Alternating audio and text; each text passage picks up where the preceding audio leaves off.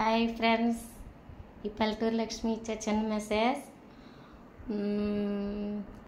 శ్రీరాముడు పట్టాభిషేకమునందు సీతాదేవి హనుమంతుడికి ముత్యాల దండ, ముత్యాల హారం బహుమతిగా ఇచ్చిందంట.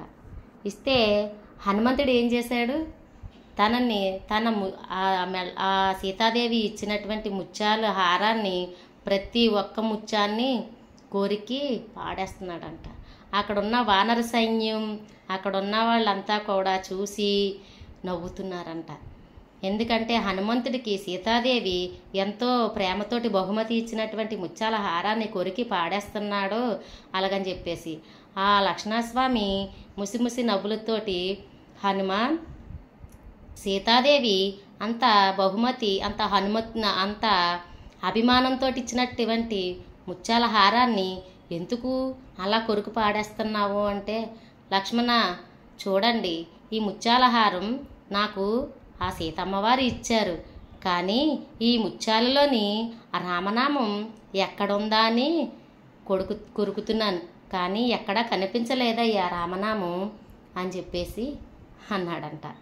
అన్న తర్వాత ఆ లక్ష్మణస్వామి చిన్న చిరునవ్వుతోటి ఉండగా వానరులంతా అన్నారంట. లక్ష్మణస్వామి అన్నాడంట, నీ దేహం అయితే రామనామం లేని నీ దేహాన్ని అయితే నీ శరీరం కూడా వ్యర్థమేనన్నమాట అనేసి హనుమంతుణ్ణి ప్రశ్నించాడంట.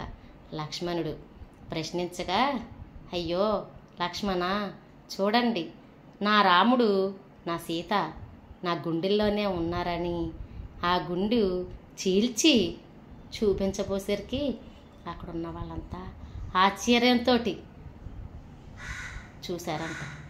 ఆ సీతమ్మవారు కూడా, అబ్బా హనుమ, ఏంటి నీ భక్తి, ఇంత నా రాముణ్ణి నన్ను కూడా నీ గుండెల్లో దాచుకున్నావా అని చెప్పి ఆశ్చర్యంగా అమ్మవారు కూడా ఆశ్చర్యపోయారంట. చూడండి, ఆ రామభక్తికి మించిన హనుమాన్ తప్ప ఎవరున్నారండి? ఈ రోజుల్లోని పార్టీలు మార్చినట్టే మనుషులు కూడా దేవుళ్ళని మొక్కుతున్నారు. మన అవసరం కోసం మొక్కుతున్నాం, కానీ హనుమంతుడంతటి వాళ్ళం కాలేం మనం. చూడండి ఫ్రెండ్స్, ఇది నచ్చినట్టయితే సబ్స్క్రైబ్ చేయండి, షేర్ చేయండి, లైక్ చేయండి, కానీ లైక్లు కొట్టట్లేదు. ఓకేనా ఫ్రెండ్స్? బాయ్.